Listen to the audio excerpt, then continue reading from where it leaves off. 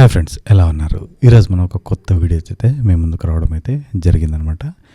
ఈరోజు ఈ వీడియోలో మనం 6వ తరగతి సాంఖ్యశాస్త్రంలోని గ్లోబు భూమికి నమూనా అనే పాఠం నుంచి ముఖ్యమైన ఒక 20 ప్రశ్నలు అయితే చూసే ప్రయత్నం అయితే చేద్దాం. మొత్తం ఆ పాఠానికి సంబంధించిన మొత్తం కవర్ చేస్తూ ఈ ఎంసీక్యూస్ అయితే తయారు చేయడం అయితే జరిగిందనమాట. దీనికి సంబంధించిన పూర్తి వివరణ కూడా, ప్రతి క్వశ్చన్కి వివరణ కూడా మనం ఇవ్వడం అయితే జరుగుతుంది. ఎవరైతే చూస్తున్నారో లైక్ చేయండి. అదేవిధంగా ఈ వీడియో కనుక ఎవరికైతే ఉపయోగపడుతుందని మీరు అనుకుంటున్నారో వారికైతే షేర్ చేసే ప్రయత్నం అయితే చేయండి. సో మీరు కూడా వారికి హెల్ప్ చేసినట్లు ఉంటుంది అనమాట. అదేవిధంగా ఎవరైతే టెక్స్ట్ బుక్ రీడింగ్ వీడియోస్ చూడలేదో ఒకసారి మన ఛానల్లో ప్లేలిస్ట్లో చూసే ప్రయత్నం అయితే చేయండి. 6వ తరగతి నుంచి 10వ తరగతి వరకు ప్రతి లెసన్కి సంబంధించినటువంటి టెక్స్ట్ బుక్ రీడింగ్ వీడియోస్ అయితే మన ఛానల్లో అయితే ఉండడం అయితే జరిగింది. చూసే ప్రయత్నం అయితే చేయండి. చాలామంది చూస్తున్నారు కానీ సబ్స్క్రైబ్ చేయట్లేదు. సబ్స్క్రైబ్ చేయండి. ఇలాంటి వీడియోస్ అయితే నేను 6వ తరగతి నుంచి మళ్ళీ 10వ తరగతి వరకు ప్రతి చాప్టర్ మీద నేను ఈ ఎంసీక్యూస్ అయితే చేయడం అయితే జరుగుతుందనమాట. సో ఇక ఏమాత్రం ఆలస్యం చేయకుండా మనం వీడియోలోకి వెళ్ళిపోదాం. ఇక్కడ మనం చూసినట్లయితే ఇది వచ్చేసి మనకి 6వ తరగతిలోని, సో ఇది వచ్చేసి మనకి 6వ తరగతి సాంఖ్యశాస్త్రం గ్లోబు భూమికి నమూనా. గ్లోబు భూమికి నమూనా నుంచి 20 ప్రశ్నల్ని మీ ముందుకు తీసుకురావడం అయితే జరిగిందనమాట. సో ఇక్కడ మొదటగా మనం క్వశ్చన్ చూసినట్లయితే, అంతరిక్షం నుంచి చూసినప్పుడు భూమి నీలి చందమామలా కనిపించడానికి ప్రధాన కారణం ఏమిటి?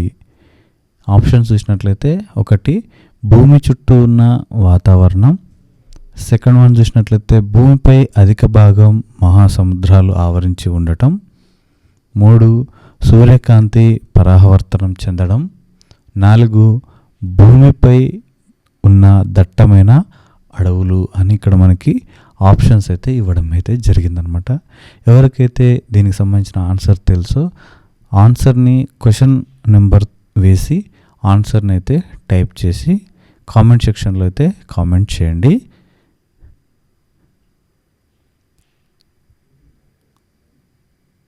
సో ఇక్కడ మనం ఇప్పుడు ఆన్సర్ని మనం చూసే ప్రయత్నం అయితే చేద్దాం.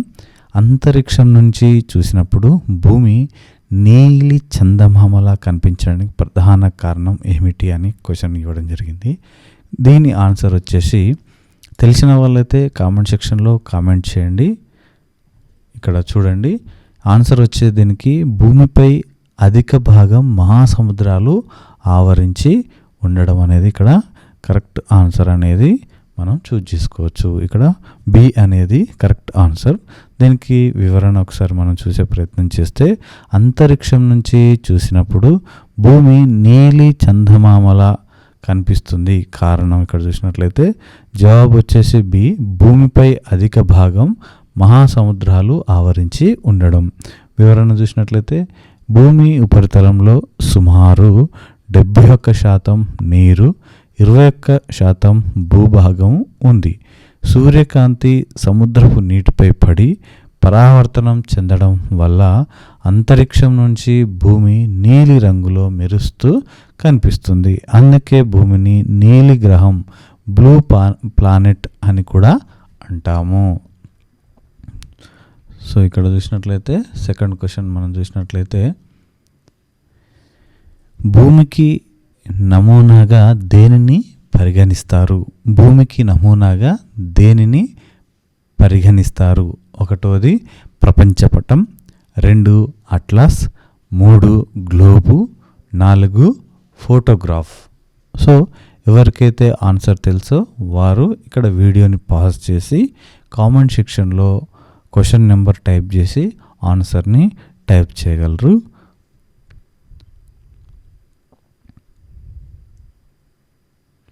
సో ఇక్కడ మనం చూసినట్లయితే రెండవ దానికి ఆన్సర్ కనుక మనం చూసినట్లయితే, భూమికి నమూనాగా దేనిని పరిగణిస్తారు అని అన్నట్లయితే ఇక్కడ మనం భూమికి నమూనాగా మనం గ్లోబుని పరిగణించడం జరుగుతుంది. సి అనేది కరెక్ట్ ఆన్సర్ అని ఇక్కడ మనం చూజ్ చేసుకోవచ్చు.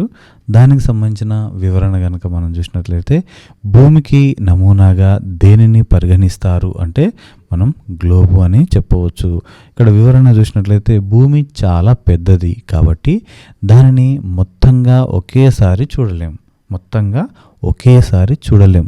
అందుకే భూమి ఆకారం, ఖండాలు, మహాసముద్రాల ఉనికిని అర్థం చేసుకోవడానికి ఒక చిన్న నమూనాను తయారు చేశారు. దాన్ని మనం ఏమంటామండి? గ్లోబు అని అనడం జరుగుతుంది. గ్లోబు దేనికి నమూనా? గ్లోబు అనేది భూమికి నమూనాగా పరిగణిస్తారు. సో థర్డ్ వన్ చూసినట్లయితే మనం ఇక్కడ భూమి యొక్క ఆకృతిని గురించి సరైన వాక్యాన్ని గుర్తించండి. భూమి యొక్క ఆకృతిని గురించి సరైన వాక్యాన్ని గుర్తించండి. ఒకటి వచ్చేసి భూమి ఒక ఖచ్చితమైన గోళం. సెకండ్ వన్ వచ్చేసి భూమి బల్లపరుపుగా ఉంటుంది. సో థర్డ్ వన్ వచ్చేసి ధృవాల వద్ద కొద్దిగా నొక్కుకుపోయి భూమధ్య రేఖ వద్ద ఉబ్బినట్లుగా ఉంటుంది. సో ఫోర్త్ వన్ చూసినట్లయితే ఉత్తర ధ్రువం వద్ద ఉబ్బి దక్షిణ ధ్రువం వద్ద నొక్కుకుపోయి ఉంటుంది. సో ఇవి మనకి 4 ఆప్షన్స్ అయితే ఇవ్వడం అయితే జరిగింది. ఎవరికైతే దీని ఆన్సర్ తెలుసో క్వశ్చన్ నెంబర్ని ఎంటర్ చేసి దానికి సంబంధించిన ఆన్సర్ని ఎంటర్ చేసి కామెంట్ చేయగలరు. ఇక్కడ మనం ఈ థర్డ్ దానికి ఆన్సర్ కనుక చూసినట్లయితే భూమి యొక్క ఆకృతిని గురించి సరైన వాక్యాన్ని గుర్తించండి అని ఇక్కడ క్వశ్చన్ ఉండడం జరిగింది. దీనికి సరైన ఆన్సర్ మనం సిగా మనం చెప్పవచ్చు. ధృవాల వద్ద కొద్దిగా నొక్కుకుపోయి భూమధ్య రేఖ వద్ద ఉబ్బినట్లుగా ఉండడం అయితే జరుగుతుంది భూమి యొక్క ఆకృతి. సో దీనికి సంబంధించినటువంటి ఇన్ఫర్మేషన్ మనకు ఇక్కడ చూసినట్లయితే వివరణ భూమి తన చుట్టూ తాను తిరిగే వేగం వల్ల కలిగే అపకేంద్ర బలం కారణంగా భూమధ్య రేఖ వద్ద కొద్దిగా ఉబ్బినట్లుగా ఉంటుంది. ఈ ప్రత్యేక ఆకారాన్ని మనం ఏమనాలి? జియాయిడ్ అని పిలుస్తారు. జియాయిడ్ అని పిలవడం జరుగుతుంది. సో ఇక్కడ ఫోర్త్ వన్ చూసినట్లయితే భూమిపై ఉన్న మనుషులు లేదా వస్తువులు కిందకు పడిపోకుండా ఉండడానికి గల కారణం ఏమిటి అని అడగడం జరుగుతుంది. సో ఆప్షన్స్ చూసినట్లయితే 1 భూమి గాలిని పట్టి ఉండడం, 2 భూమి ఒక బలమైన అయస్కాంతంలా పనిచేస్తూ ఆకర్షించడం, 3 భూమి నిలకడగా ఉండడం, 4 మేఘాల ఒత్తిడి. సో ఎవరికైనా ఈ ఆన్సర్ కనుక తెలిసి ఉంటే కామెంట్ సెక్షన్లో కామెంట్ చేసే ప్రయత్నం అయితే చేయండి. క్వశ్చన్ నెంబర్ వేయండి, దానికి సంబంధించిన ఆన్సర్ని టైప్ చేయండి. సో ఇక్కడ దీనికి సంబంధించిన ఆన్సర్ కనుక మనం చూసినట్లయితే భూమిపై ఉన్న మనుషులు లేదా వస్తువులు కిందకు పడిపోకుండా ఉండడానికి గల కారణం మనం చూసినట్లయితే ఇక్కడ సెకండ్ వన్ అనేది కరెక్ట్ అవుతుంది. భూమి ఒక బలమైన అయస్కాంతంలా పనిచేస్తూ ఆకర్షించడం వల్ల మనం కింద పడకుండా భూమిపైన నిలబడగలుగుతున్నాం. వస్తువులైనా మనుషులైనా కూడా కింద పడిపోకుండా ఉండడానికి ప్రధాన కారణం ఏంటంటే భూమి ఒక బలమైన అయస్కాంతంలో పనిచేస్తూ ఆకర్షించడం వల్లే మనం ఉండగలుగుతున్నాం అనేది మనం ఇక్కడ అర్థం చేసుకోవాల్సి ఉంటుంది. ఇక్కడ చూసినట్లయితే దీని వివరణ మనం చూసినట్లయితే భూమికి తన వైపు వస్తువులను లాక్కునే గురుత్వాకర్షణ శక్తి ఉంది. గ్రావిటీ పవర్ అనేది భూమికి ఉండడం జరిగింది. సో ఇది భూమి అంతటా అన్ని వైపుల నుండి పనిచేస్తుంది. కాబట్టి భూమికి ఏ వైపున ఉన్నవారైనా కిందకు పడిపోరు. ఎందుకు? దానికి కారణం ఏంటంటే గ్రావిటీ పవర్ ఉండడం వల్ల మనం ఆ గురుత్వాకర్షణ శక్తికి మనం లోబడి ఉండడం జరుగుతుందన్నమాట, కింద పడకుండా.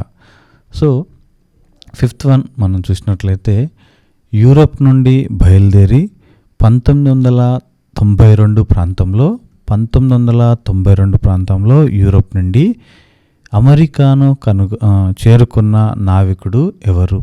యూరప్ నుండి బయలుదేరి 1992 ప్రాంతంలో అమెరికాను చేరుకున్న నావికుడు ఎవరు? So 1 Vasco da Gama, 2 Amerigo Vespucci, 3 Columbus, 4 Marco Polo. So ఇక్కడ మనం చూసినట్లయితే 1492. ఎవరైతే దీనికి ఆన్సర్ తెలుసో క్వశ్చన్ నెంబర్ టైప్ చేసి దీనికి సంబంధించిన ఆన్సర్ని కామెంట్ సెక్షన్లో కామెంట్ చేసే ప్రయత్నం అయితే చేయండి. సో ఇక్కడ దీనికి సంబంధించి ఆన్సర్ కనుక మనం చూసుకున్నట్లయితే 1492లో, అదేవిధంగా 1498లో 2 ఆపరేషన్స్ జరుగుతాయి మనకి బుక్లో ప్రకారంగా.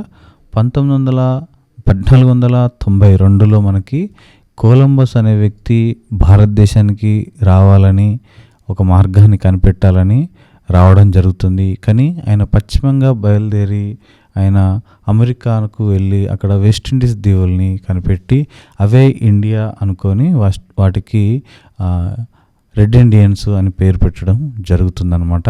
1498లో వాస్కోడి గామా మనకి భారతదేశానికి సముద్ర మార్గాన్ని కనిపెట్టడం అయితే జరుగుతుంది. సో దీనికి ఆన్సర్ వచ్చేసి కొలంబస్ అని మీరు గుర్తుపెట్టుకోవాల్సి ఉంటుంది. సో ఇక్కడ వివరణ కనుక మనం చూసినట్లయితే క్రిస్టోఫర్ కొలంబస్ పశ్చిమ దిశగా ప్రయాణించి భారతదేశాన్ని చేరవచ్చని భావించాడు. కానీ అనుకోకుండా అమెరికా ఖండం అంటే వెస్టిండీస్ దీవులు చేరుకున్నాడు.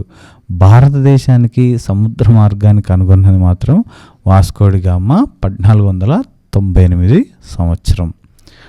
సో ఇక్కడ 6వది కనుక చూసినట్లయితే భూమికి అడ్డంగా పడమర నుంచి తూర్పునకు గీసిన ఊహారేఖలను ఏమంటారు? ఊహారేఖలను ఏమంటారు? పడమర నుంచి తూర్పుకు అడ్డంగా గీయబడిన ఊహారేఖల్ని ఏమంటారు? రేఖాంశాలు, అక్షాంశాలు, అక్షం, ధ్రువ రేఖలు. ఎవరికైతే ఆన్సర్ తెలుసో కామెంట్ సెక్షన్లో క్వశ్చన్ నెంబర్ వేసి ఆన్సర్ని టైప్ చేయండి. సో ఇక్కడ మనం ఈ క్వశ్చన్కి ఆన్సర్ కనుక చూసినట్లయితే భూమికి అడ్డంగా పడమర నుంచి, ఇది మనం భూమి అనుకుంటే ఇది పడమర నుంచి ఇలా ఉంటాయి కాబట్టి వీటిని పడమర నుంచి తూర్పుకు గీసిన ఊహారేఖలు కాబట్టి వీటిని ఏమంటాం మనం? అక్షాంశాలు అని అనడం జరుగుతుంది. అక్షాంశాలు అని అనడం జరుగుతుంది. సో ఇక్కడ వివరణ కనుక చూసినట్లయితే లాటిట్యూడ్ అంటే లాటిన్ భాషలో వెడల్పు అని అర్థం. ఇవి ఒకదానికొకటి సమాంతరంగా ఉండే వృత్తాలు. ఇవి మొత్తం 181. 90 + 90 + 1 అంటే మనకి ఉత్తర ధ్రువం, దక్షిణ ధ్రువం అంటే ఉత్తరాన దక్షిణాన మనకి 90 రేఖలు ఉంటాయి. ఒకటి భూమధ్య రేఖ. మొత్తం కలిపి మనకి ఎన్ని ఉంటాయి? 181 అక్షాంశాలు అనేవి ఉండడం జరుగుతుంది. వీటిని ఇంగ్లీష్లో లాటిట్యూడ్స్ అని అనడం జరుగుతుంది. ఇది లాటిన్ భాష. సో ఇక్కడ చూసినట్లయితే అక్షాంశాలన్నింటినీ, 7వ ప్రశ్న, అక్షాంశాలన్నింటిలో అతి పొడవైన రేఖ ఏది? అక్షాంశాలన్నింటిలో అతి పొడవైనది.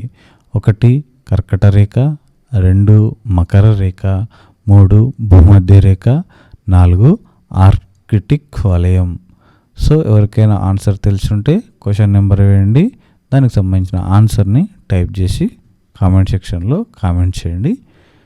సో దీనికి ఆన్సర్ మనం చూసినట్లయితే అక్షాంశాలన్నింటిలో అతి పొడవైన రేఖ ఏది అంటే మనం సి ఆప్షన్ కరెక్ట్గా చెప్పవచ్చు, భూమధ్య రేఖ. ఎందుకంటే భూమి ఇలా ఉన్నప్పుడు పైన కింద ఒత్తబడి ఉంటుంది కాబట్టి ఇక్కడ భూమధ్య రేఖ ఇక్కడ నుంచి ఇక ఇలా ఉంటుంది. సో అన్ని రేఖలతో పోల్చుకుంటే భూమధ్య రేఖ అనేది పెద్దదిగా, పొడవైనదిగా ఉండడం జరుగుతుంది.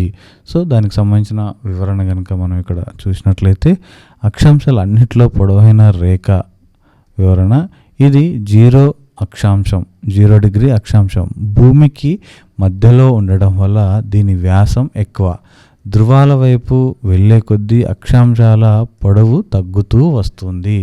సో ఈ విధంగా గ్లోబు ఉంటే ఇది భూమధ్య రేఖ. ఇట్లా పైకి పోయినా కొలది వాటి వృత్తం అనేది తగ్గడం జరుగుతుంది, లాస్ట్కు బిందువులుగా మారుతాయి. సో ఈ విధంగా మనం ఇక్కడ ఈ గ్లోబ్లో మనం చూడవచ్చు. సో ఇక్కడ చూసినట్లయితే పోయిన కొద్దీ ఇక్కడ తగ్గిపోతుంది. సో మధ్యలో చూడండి భూమధ్య రేఖ పెద్దదిగా కనిపిస్తుంది, ఈక్వేటర్ అంటాం దాన్ని. సో 8వది మనం ఇక్కడ చూసినట్లయితే భూమధ్య రేఖ భూమిని ఎన్ని భాగాలుగా విభజిస్తుంది. భూమధ్య రేఖ భూమిని ఎన్ని భాగాలుగా విభజిస్తుంది? 1 3 సమాన భాగాలు, 2 సమాన భాగాలు, 3 4 భాగాలు, 4 విభజించదు. సో మీకు ఆన్సర్ కనుక తెలిసి ఉంటే క్వశ్చన్ నెంబర్ వేయండి, ఆన్సర్ని టైప్ చేసి కామెంట్ సెక్షన్లో కామెంట్ చేయండి. ఇక్కడ మనం దీనికి సంబంధించిన ఆన్సర్ కనుక చూసినట్లయితే భూమధ్య రేఖ భూమిని ఎన్ని భాగాలుగా విభజిస్తుందంటే ఇది భూమి, ఇది భూమధ్య రేఖ. అంటే ఇటు ఒకటి అంటే 2 సమాన భాగాల్ని తీస్తుంది. సో ఇక్కడ బి అనేది సరైన ఆన్సర్గా మనం చెప్పవచ్చు. దీనికి వివరణ మనం చూసినట్లయితే భూమధ్య రేఖకు ఉత్తరంగా ఉన్న భాగాన్ని ఉత్తరార్ధగోళం అని, దక్షిణంగా ఉన్న భాగాన్ని దక్షిణార్ధగోళం అని అనడం జరుగుతుంది. సో నెక్స్ట్ మనం చూసినట్లయితే 9వ ప్రశ్న, భారతదేశం ఏ అర్ధగోళంలో ఉంది? సో 1 దక్షిణ అర్ధగోళం, 2 పశ్చిమ అర్ధగోళం, 3 ఉత్తర అర్ధగోళం, 4 తూర్పు అర్ధగోళం. సో ఎవరికైనా ఆన్సర్ తెలిసి ఉంటే క్వశ్చన్ నెంబర్ వేయండి, ఆన్సర్ను టైప్ చేయండి. సో ఇక్కడ దీనికి సంబంధించిన ఆన్సర్ కనుక మనం చూసినట్లయితే భారతదేశం ఏ అర్ధగోళంలో ఉంది? సో ఈ విధంగా మనకి గ్లోబ్ ఉంది. సో ఇది భూమధ్య రేఖ. మనకి భారతదేశం అనేది ఆసియా ఖండంలో ఉండడం జరిగింది. సో అది మనకి భూమధ్య రేఖకి పై భాగాన మనకి భారతదేశం కనిపించడం జరుగుతుంది. సో ఈ విధంగా మన భారతదేశం అనేది ఉండడం జరిగింది.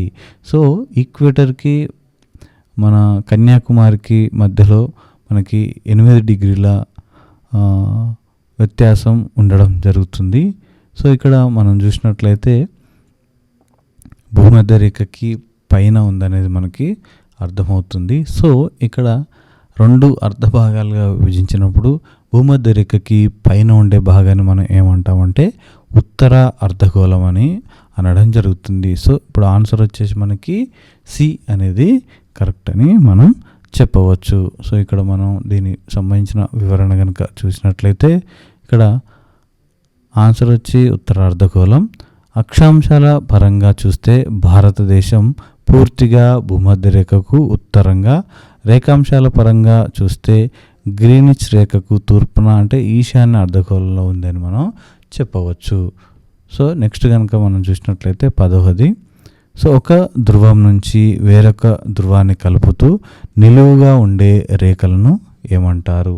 నిలువుగా ఉండే రేఖలను ఏమంటారు? 1 అక్షాంశాలు, 2 రేఖాంశాలు, 3 భూమధ్య రేఖలు, 4 వలయాలు.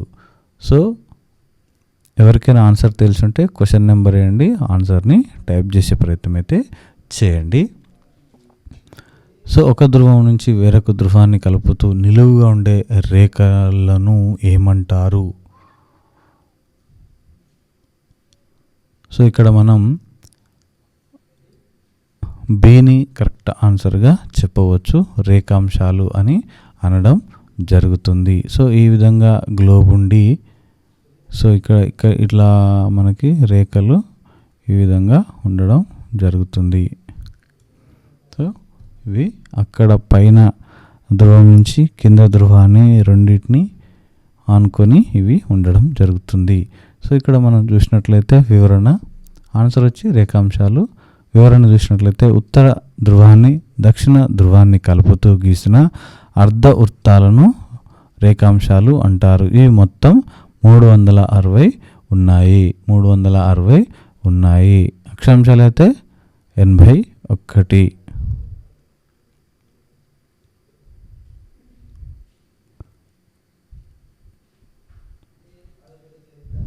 181 ఉండడం జరిగింది. అక్షాంశాలు అయితే మొత్తం 181,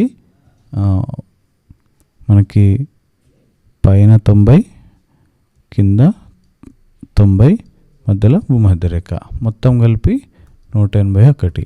సో ఇవి వచ్చేసి మనకి ఎన్ని ఉన్నాయి రేఖాంశాలు? 360 రేఖలు ఉండడం జరిగింది. సో నెక్స్ట్ మనం చూసినట్లయితే రేఖాంశాల పొడవుకు సంబంధించి కింది వాటిలో ఏది నిజం? రేఖాంశాల పొడవుకు సంబంధించి. సో ఇవన్నీ ఒకటో ఆప్షన్, ఇవన్నీ వేరు పొడవులను కలిగి ఉంటాయి. సో ఇవన్నీ ఒకే పొడవును కలిగి ఉంటాయి. ధ్రువాల వద్ద పొడవు ఎక్కువగా ఉంటుంది. సో భూమధ్య రేఖ వద్ద పొడవు తక్కువగా ఉంటుంది. సో ఎవరికైనా ఆన్సర్ కనుక తెలిసి ఉంటే కామెంట్ చేసే ప్రయత్నం అయితే చేయండి. క్వశ్చన్ నెంబర్ వేయండి, ఆన్సర్ని టైప్ చేసి సెండ్ చేయండి. సో నేను అన్నీ కూడా క్వశ్చన్స్ ఆన్సర్లు మీరు పంపిణీ చూస్తాను. సో ఇక్కడ చూసినట్లయితే రేఖాంశాల పొడవుకు సంబంధించి కింది వాటిలో ఏది నిజం అంటే ఇవన్నీ కూడా ఒకే పొడవును కలిగి ఉంటాయి. 2 అనేది కరెక్ట్ ఆన్సర్ మనం ఇక్కడ చూడవచ్చు. సో ఇక్కడ మనం చూసినట్లయితే ఇక్కడ జవాబు వచ్చి 2, ఇవన్నీ ఒకే పొడవును కలిగి ఉంటాయి. వివరణ చూసినట్లయితే అక్షాంశాలు ధ్రువాల వైపు వెళ్ళే కొద్దీ చిన్నవి అవుతాయి, కానీ రేఖాంశాలన్నీ ఒక ధ్రువం నుంచి మరొక ధ్రువానికి వెళ్తాయి కాబట్టి అవన్నీ పొడవు సమానంగా ఉండడం జరుగుతుంది. సో నెక్స్ట్ మనం చూసినట్లయితే 12వది 0 డిగ్రీ రేఖాంశాన్ని ఏమని పిలుస్తాము? 1 అంతర్జాతీయ దీన రేఖ, 2 కర్కట రేఖ, 3 గ్రీనిచ్ రేఖాంశం, 4 మకర రేఖ. సో ఇక్కడ చూసినట్లయితే 0 డిగ్రీ రేఖాంశం అని అన్నాడు కాబట్టి దీనికి ఆన్సర్ కనుక మీకు తెలిసి ఉంటే కామెంట్ సెక్షన్లో కామెంట్ చేసే ప్రయత్నం అయితే చేయండి. క్వశ్చన్ నెంబర్ దానికి సంబంధించిన ఆన్సర్ని టైప్ చేసి చేయండి. సో ఇక్కడ దీనికి సంబంధించిన ఆన్సర్ కనుక మనం చూసినట్లయితే 3వది కరెక్ట్ ఆన్సర్ అని మనం చెప్పవచ్చు, గ్రీనిచ్ రేఖాంశం. సో దీనికి సంబంధించిన వివరణ కనుక చూసినట్లయితే జవాబు గ్రీనిచ్ రేఖాంశం. వివరణ ఇంగ్లాండ్లోని గ్రీనిచ్ నగరం గుండా పోతుంది కాబట్టి దీనికి ఆ పేరు వచ్చింది. దీనినే ప్రధాన రేఖాంశం, ప్రైమ్ మెరిడియన్ అని కూడా అంటారు. ప్రైమ్ మెరిడియన్ అని కూడా అనడం జరుగుతుంది. సో నెక్స్ట్ 13వ క్వశ్చన్ మనం చూసినట్లయితే అంతర్జాతీయ దీనరేఖ ఏ రేఖాంశాన్ని సూచిస్తుంది? సో 0 రేఖాంశం, 2 90 డిగ్రీల తూర్పు రేఖాంశం, 3 180 డిగ్రీల తూర్పు పశ్చిమ రేఖాంశం, 4 23.5 డిగ్రీల ఉత్తర అక్షాంశం. సో ఎవరికైనా ఆన్సర్ కనుక తెలిసి ఉంటే కామెంట్ సెక్షన్లో కామెంట్ చేసే ప్రయత్నం అయితే చేయండి. క్వశ్చన్ నెంబర్ దానికి సంబంధించిన ఆన్సర్ని టైప్ చేసి సెండ్ చేయండి. సో ఇక్కడ మనం చూసినట్లయితే అంతర్జాతీయ దీనరేఖ అని దేన్ని అంటామంటే 180 డిగ్రీస్ తూర్పు పశ్చిమ రేఖాంశాన్ని అనడం జరుగుతుంది. సో సి అనేది కరెక్ట్ ఆన్సర్. సో ఇక్కడ మనం దానికి సంబంధించిన వివరణ చూసినట్లయితే జవాబు సి 180 తూర్పు పశ్చిమ రేఖాంశం. వివరణ 180 డిగ్రీల రేఖాంశం ఒక్కటే ఉంటుంది, తూర్పు పశ్చిమ 2 ఒకటే. సో దీనిని దాటినప్పుడు తేదీ మారుతుంది, అందుకే దీన్ని అంతర్జాతీయ దీనరేఖ అని అనడం జరిగింది. సో ఇక్కడ 14వ క్వశ్చన్ మనం చూసినట్లయితే భూమి తన అక్షం చుట్టూ ఏ దిశ నుండి ఏ దిశకు తిరుగుతుంది? ఏ దిశ నుంచి ఏ దిశకు తిరుగుతుంది? సో ఆప్షన్ 1 తూర్పు నుండి పడమరకు, ఆప్షన్ 2 ఉత్తరం నుండి దక్షిణానికి, ఆప్షన్ 3 పడమర నుంచి తూర్పుకు, ఆప్షన్ 4 దక్షిణం నుంచి ఉత్తరానికి. సో ఇక్కడ మీకు ఒకవేళ దీనికి సంబంధించిన ఆన్సర్ తెలిసి ఉంటే కామెంట్ సెక్షన్లో కామెంట్ చేసే ప్రయత్నం అయితే చేయండి. క్వశ్చన్ నెంబరు ఆన్సర్ని టైప్ చేయండి. సో ఇక్కడ దీనికి సంబంధించిన ఆన్సర్ని కనుక మనం చూసినట్లయితే ఇది 3 ఆన్సర్ అనేది కరెక్ట్. సో పడమర నుంచి తూర్పునకు అని దీని జవాబు. సో ఇక్కడ మనం చూసినట్లయితే సి అనేది కరెక్ట్. సో వివరణ: భూమి పడమర నుంచి తూర్పునకు తిరగడం వల్లే మనకు సూర్యుడు తూర్పున ఉదయించి పడమరన అస్తమిస్తున్నట్లు కనిపిస్తుంది. సో నెక్స్ట్ మనం చూసినట్లయితే 15వది. సో భూమి మధ్యలో గుండా ఉత్తర దక్షిణ ధృవాలను కలిపే ఊహారేఖను ఏమంటారు? ఊహారేఖను ఏమంటారు? 1 భూమధ్యరేఖ, 2 అక్షం, 3 కక్ష, 4 రేఖాంశం. సో మీకు కనుక దీనికి సంబంధించిన ఆన్సర్ తెలిసి ఉంటే కామెంట్ సెక్షన్లో కామెంట్ చేసే ప్రయత్నం అయితే చేయండి. క్వశ్చన్ నెంబర్, దానికి సంబంధించిన ఆన్సర్ని మీరు టైప్ చేయండి. సో ఇక్కడ మనం దీనికి సంబంధించిన ఆన్సర్ కనుక చూసినట్లయితే సెకండ్ వన్ అనేది కరెక్ట్. అక్షం, యాక్సిస్. సో ఇక్కడ దీనికి సంబంధించిన వివరణ కనుక చూసినట్లయితే జవాబు అక్షం.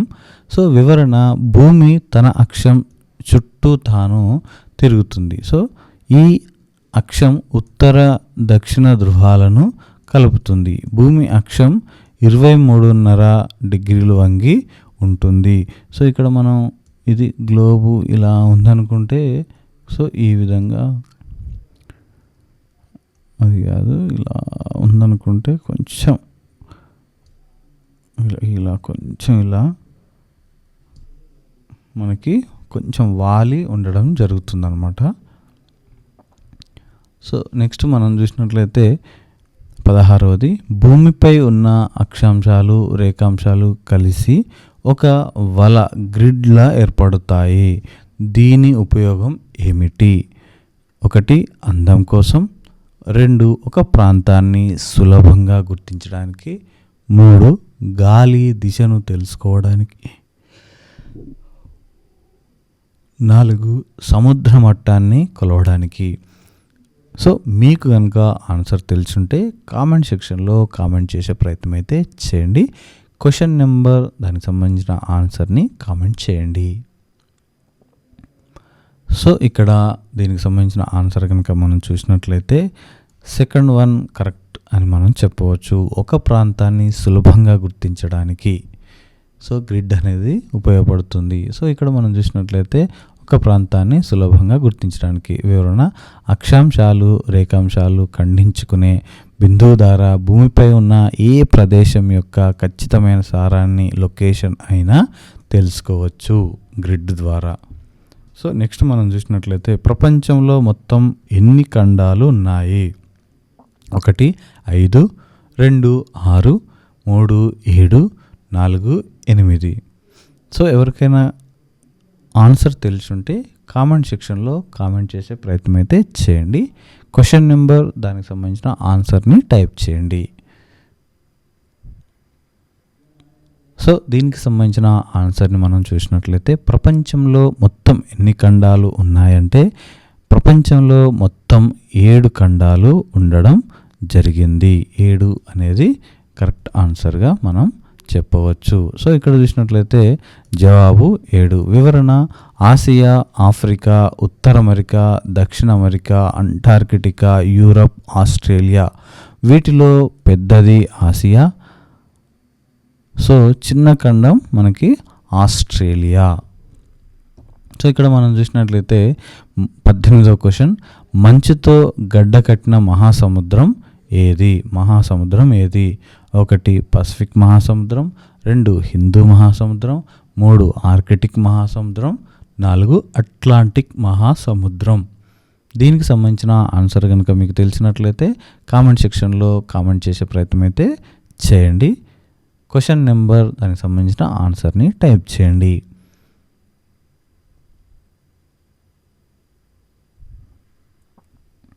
సో ఇక్కడ మనం దీనికి సంబంధించిన ఆన్సర్ని కనుక చూసినట్లయితే ఇక్కడ మనం 3వది కరెక్ట్గా చెప్పవచ్చు.